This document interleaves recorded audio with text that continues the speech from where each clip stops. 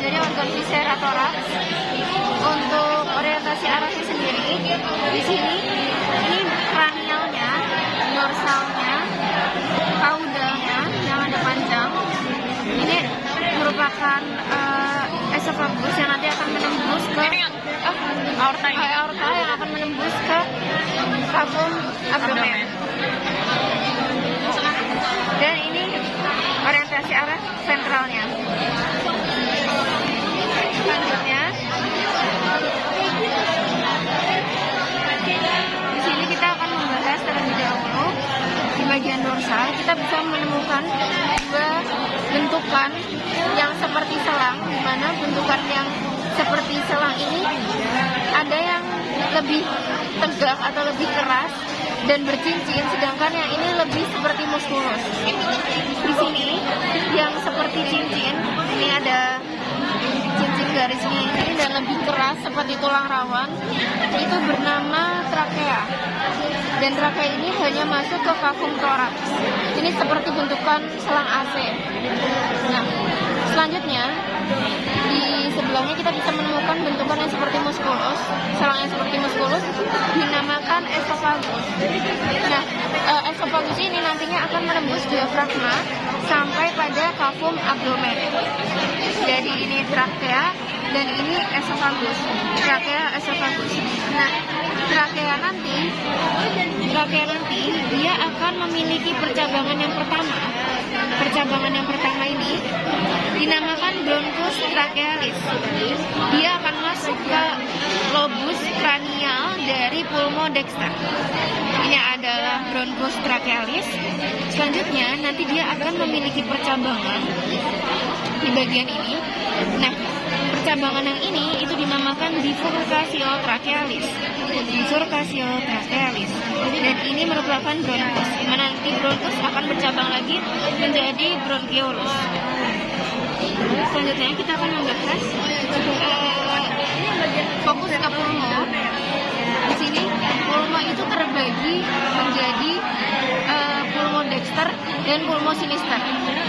Nah, kita bisa membedakannya dari lobus-lobusnya. Di pulmodexter itu memiliki 4 lobus. Ada 1, 2, 3, lalu ada 4. Jadi ada 1, 2, 3, dan 4. Sedangkan pulmosinister hanya memiliki 2 lobus. 1, 2. Nah, jadi kita akan bahas terlebih dahulu. Di pulmodexter memiliki 4 lobus. Yang pertama terdapat lobus cranialis, lobus medius, dan lobus caudalis. Lobus cranialis, lobus medius, lobus caudalis. Selanjutnya, ketika kita ingin melihat lobus yang keempat, kita harus membalikkan terlebih dahulu. Jadi lihatnya di ventralnya itu terdapat lobus accessorius. Lobus accessorius. Selanjutnya, di pulmosinister itu terdapat 2 lobus, yaitu yang pertama ada lobus cranialis dan lobus caudalis. Lobus cranialis dan lobus caudalis. Selanjutnya kita akan membahas tentang bentukan yang ada di setiap bagian di pulmonya. Yang pertama ada visura interlobaris. Visura interlobaris merupakan irisan yang disebabkan oleh organ itu sendiri. Visura artinya irisan yang disebabkan oleh organ itu sendiri, yang dimana visura interlobaris ini di antara lobus. Jadi ini bentukan visura interlobaris. Ini kalau di pulmosinister, kalau di pulmodexter visura interlobaris. Selanjutnya terdapat insisura, di mana insisura ini merupakan torehan yang disebabkan oleh organ lain. Di sini organ lainnya adalah kor atau jantung. Itu terdapat insisura cardiaca. Insisura cardiaca. Ini insisura cardiaca di sinister. Ini ada insisura cardiaca di dexter. Selanjutnya Selanjutnya kita akan membahas mengenai impresio atau penekanan yang disebabkan oleh organ-organ. Yang pertama adalah impresio kardiaka. Impresio kardiaka ini disebabkan oleh KOR, impresio kardiaka.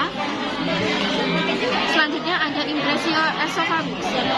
Yang kita perlu ingat tadi, esofagus ini yang berbentuk seperti muskulus. Nah, esofagus ini dia itu pertama kali akan condong ke arah sinister. Jadi impresio esofagusnya itu di sini ya.